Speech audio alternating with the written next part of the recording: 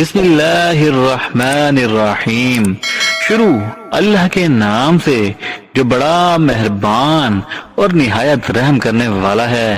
درویش پیپل کے معزز دوستوں، السلام علیکم۔ محترم ناظرین، انیاؤ شہر تھا، انیاؤ پوران نفی کا کلمہ ہے، نیاؤ کے معنی ہیں انصاف، اور پور شہر کو کہتے ہیں۔ اس کے معنی ہوئے بے انصافی کا شہر۔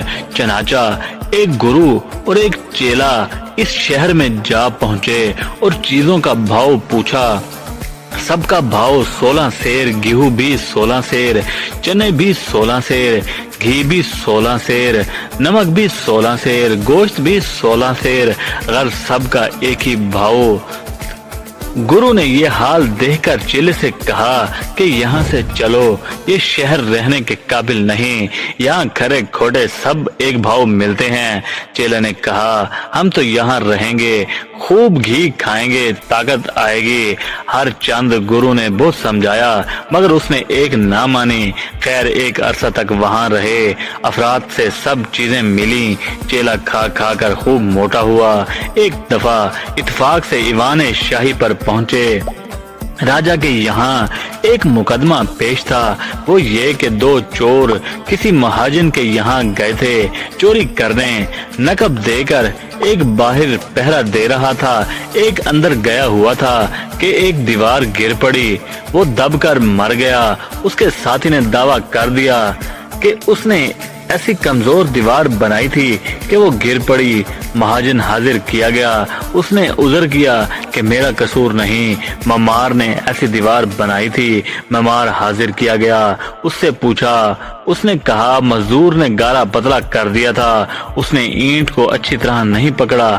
مزدور حاضر کیا گیا، اس سے پوچھا گیا، اس نے کہا سکا نے پانی زیادہ چھوڑ دیا تھا اس لیے گارا پتلا ہو گیا۔ سکا کا حاضر کیا گیا، اس نے کہا کہ سرکاری ہاتھی میری طرف دوڑا آ رہا تھا، مشک کا دہانہ میرے ہاتھ سے چھوٹ گیا اس لیے پانی زیادہ پڑ گیا۔ فیل بان کو حاضر کیا گیا، اس نے کہا کہ ایک عورت بجتا ہوا زیور پہنے آ رہی تھی، پازیب کی جھنکار سے ہاتھی چونک گیا۔ وہ عورت حاضر کی گئی، اس نے کہا کہ سنار نے پازیب میں باجا ڈال دیا تھا۔ سنار کو حاضر کیا گیا، اس کو کچھ جواب نہ آیا۔ آخر کہیں تو سلسلہ ختم ہوتا، یہ تجویز ہوا کہ اس سنار کو پھانسی دی جائے۔ اس کو پھانسی پر لے گئے اور گلے میں پھانسی ڈالی۔ اس کی گردن ایسی پتلی تھی کہ ہلکا اس کے گلے میں برابر نہ آیا، ہلکا تھا۔ بڑا جلاد نے آ کر کہا کہ ہلکا اس کے گلے میں نہیں آتا۔ اس پر یہ تجویز ہوا کہ کسی موٹے شخص کو پھانسی دے دو۔ تلاش ہوئی تو سوائے چیلا صاحب کے اتنا موٹا اور کوئی نہ ملا۔ اس کو پکڑ کر لے گئے۔ انہوں نے گرو جی سے کہا اب کیا کروں؟ گرو جی نے کہا بھائی میں تو پہلے ہی کہا تھا یہ شہر رہنے کے قابل نہیں، مگر تو نے نہ مانا، اب کیے کو بھگت۔ چیلے نے کہا حضور کسی طرح بچائیے، کچھ تو کیجیے، آخر آپ کا بچہ ہوں۔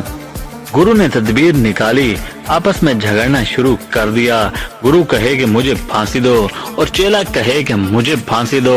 خوب جھگڑنے لگے، یہاں تک کہ بات راجا تک جا پہنچی۔ راجا نے پوچھا کیا بات ہے؟ گرو نے کہا کہ یہ ایک ایسی گھڑی ہے کہ اس گھڑی میں جو پھانسی پر چڑھے تو سیدھا بینکھٹ کو جائے، اس لیے ہم جھگڑتے ہیں کہ پھر ایسی گھڑی نہ ملے گی۔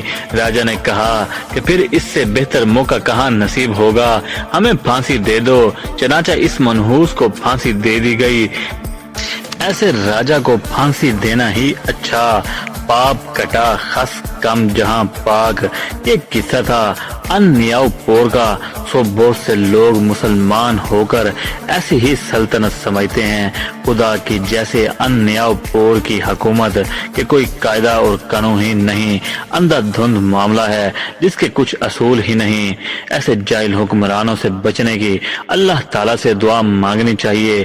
بے شک جب حکمران صالح نہ ہوں تو اس کا اثر پورے علاقے پر پڑتا ہے۔ اللہ تعالیٰ ہم سب کو سمجھ عطا فرمائے، آمین یا رب العالمین۔